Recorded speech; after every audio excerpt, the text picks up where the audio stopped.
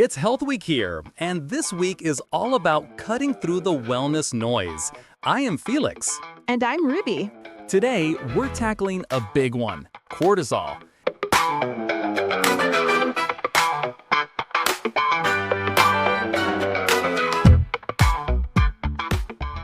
It's one of the most talked about hormones online, but it's also one of the most misunderstood. That's right. Most people have heard it called the stress hormone, and that's where the conversation usually stops. But that nickname really undersells what cortisol does. It absolutely does. Cortisol is essential for our bodies to function properly. It does far more than just handle stress. So, what are some of its other jobs? Where else is it working in the body? Well, for starters, it's a key regulator for your metabolism, blood sugar, and even your blood pressure. It's constantly working in the background to keep things stable. And it's also crucial for our sleep-wake cycle, isn't it? It has a natural daily rhythm. Exactly.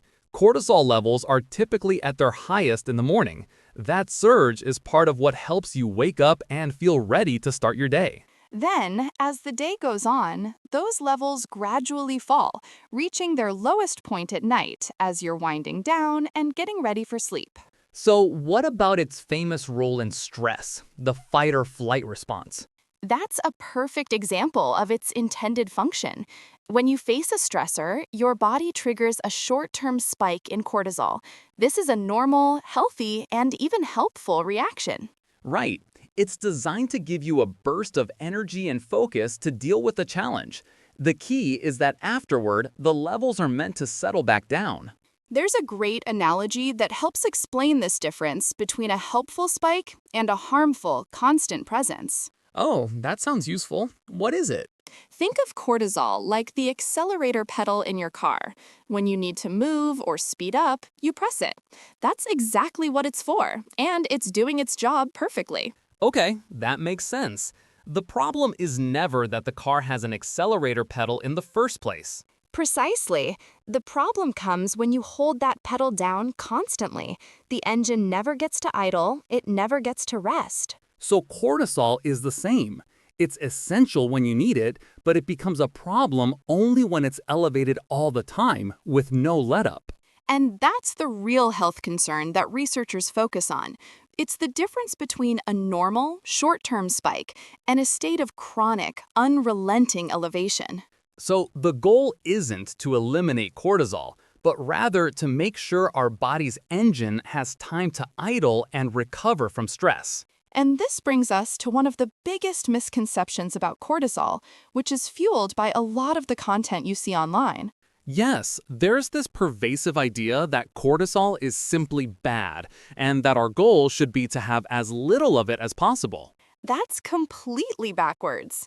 Cortisol is vital for our health. In fact, having too little cortisol brings its own set of serious problems. It's also worth pointing out that many of the terms you might see on social media, like cortisol face, are not established medical concepts. That's a critical point. Much of the online conversation about cortisol runs far ahead of what the scientific evidence actually supports. So, to bring it all together, the real takeaway isn't to fear or try to eliminate cortisol. It's a vital hormone that we need. Exactly. The focus should be on managing chronic stress to avoid keeping that accelerator pedal pushed down all the time. The issue is prolonged elevation, not the hormone's existence. Understanding that key difference really helps cut through the noise and fear circulating online.